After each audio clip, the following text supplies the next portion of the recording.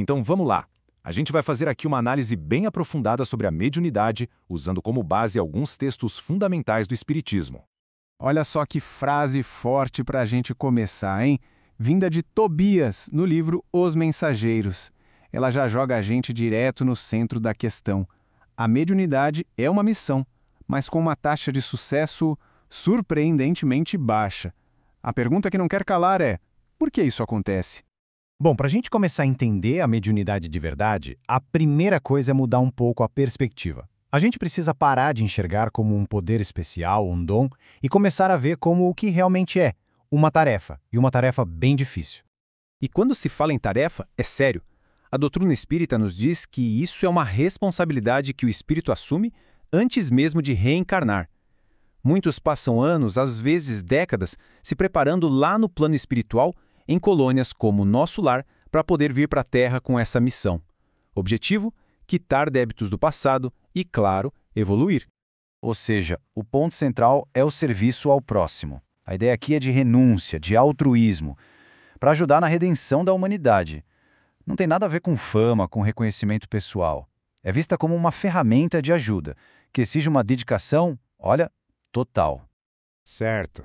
Mas então, que ponte é essa que conecta o nosso mundo com o mundo espiritual? E quem são essas pessoas que, de fato, conseguem atravessar essa ponte? A definição clássica é essa aqui. A mediunidade é essa capacidade que algumas pessoas, os médiuns, têm de servir de intermediários. Eles são a tal ponte entre nós, os encarnados, e os espíritos, os desencarnados. É uma comunicação que atravessa dimensões, por assim dizer, e ela depende de um componente bem específico, que não é físico. E esse componente é o perispírito. Esse é um conceito-chave. Pense nele como uma espécie de envoltório, meio material, meio espiritual, que faz a ligação entre o espírito puro e o nosso corpo físico, que é bem mais denso. É o perispírito que faz tudo acontecer. É o agente essencial para qualquer fenômeno mediúnico. E o interessante é que, mesmo depois da morte, o espírito continua com seu perispírito. Ele não fica, digamos, nu. E é por isso que ele ainda consegue interagir com o nosso mundo, atuar sobre a matéria, e é por isso também que as aparições são possíveis. Ok, a gente já entendeu o quê. Agora vamos para o como. Como essa ponte, essa conexão funciona na prática? A explicação que as obras nos dão é quase científica, é uma verdadeira mecânica de energias. A ideia é que cada espírito, seja ele encarnado ou desencarnado, funciona como um dínamo, sabe? Uma usina de força. A nossa mente transforma nosso trabalho mental e físico em forças que são chamadas de mento-eletromagnéticas. Resumindo, a mente é um gerador de energia muito poderoso. E essa comparação aqui é fantástica para a gente entender. Pense na corrente elétrica, que precisa de um fio, de um condutor, para alimentar uma máquina. A corrente mental é parecida. É a nossa mente em ação, se expressando, e ela viaja através de um fluido universal, conectando mentes, estabelecendo comunicação e até mesmo influência. Mas para essa conexão realmente dar certo, não basta só querer. Precisa de sintonia. Sabe quando a gente fala que está na mesma sintonia que alguém? É exatamente isso. Precisa de afinidade entre a mente do espírito que quer se comunicar e a mente do médium. Sem essa harmonia, a comunicação simplesmente não flui como deveria. Agora, claro, nem tudo são flores. Uma conexão tão poderosa assim, ela tem seus perigos. E o mais interessante é que os maiores riscos não vêm de fora, não. Eles vêm de dentro do próprio médium. Para ilustrar isso, tem uma história que é um verdadeiro alerta. A história de um doutrinador espírita. À noite, nas reuniões, ele era um exemplo. Ensinava sobre amor ao próximo, sobre paciência, sobre doçura. Mas aí, o dia amanhecia, e na vida prática, ele era outra pessoa. Perseguia os clientes que lhe deviam, mandava protestar as dívidas, uma contradição ambulante. E o que aconteceu com ele depois que desencarnou? A ironia foi cruel.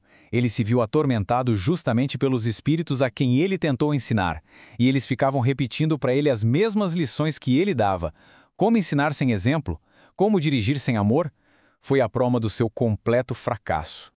E essa história mostra perfeitamente as falhas morais, que são as maiores armadilhas. O livro dos médiums lista várias delas, né? Tem o médium orgulhoso, que fica se achando o máximo por causa das mensagens. O presunçoso, que acha que só fala com o espírito superior e que nunca erra. O suscetível, que não aceita uma crítica sequer. E, claro, o mercenário, que quer ganhar dinheiro com isso. São essas falhas que abrem a porta para espíritos zombeteiros, enganadores, e é aí que a maioria das missões se perde. Então, se o caminho é tão cheio de perigos, por que arriscar? Qual é o objetivo final, o propósito maior que faz tudo isso valer a pena? A resposta está nessa metáfora de Os Mensageiros, que é perfeita. A enxada pode ser a melhor do mundo, mas se quem a usa não tem espírito de serviço, o que acontece? Ela enferruja. A mediunidade é a enxada. Se não for usada com a intenção certa, ela não serve para nada, vira ferrugem na alma. Porque o objetivo final, o propósito maior da mediunidade é um só, o exercício da caridade. É para consolar quem sofre, para curar, para ensinar, para dar alívio, tanto para quem está aqui, encarnado, quanto para quem já partiu. É uma ferramenta de progresso moral. Não é show, não é para matar curiosidade, nem para alimentar o ego de ninguém. E o caminho para o sucesso nessa tarefa tem etapas bem claras. Primeiro, tem que desenvolver a faculdade, vencer as dificuldades do começo. Depois, praticar com humildade, sempre buscando a proteção dos bons espíritos. O passo seguinte é fundamental. Usar essa capacidade para ajudar os outros sem pensar em benefício próprio. E qual o resultado disso tudo? O progresso moral. O médium evolui junto com as pessoas que ele ajuda. No fim das contas, o que mede o sucesso de um médium não são os fenômenos espetaculares, não é levantar mesa, não é fazer materialização. O verdadeiro sucesso é medido pelo bem que o trabalho dele gera no mundo. Sem uma base de amor, de serviço ao próximo, o fenômeno mais incrível do mundo é vazio. Isso nos deixa com a pergunta final, o grande desafio. Se a mediunidade é essa ferramenta tão poderosa, como a gente pode garantir que ela seja usada para construir o bem e não para se tornar, como diz a metáfora, a ferrugem da alma? Essa é a questão que fica.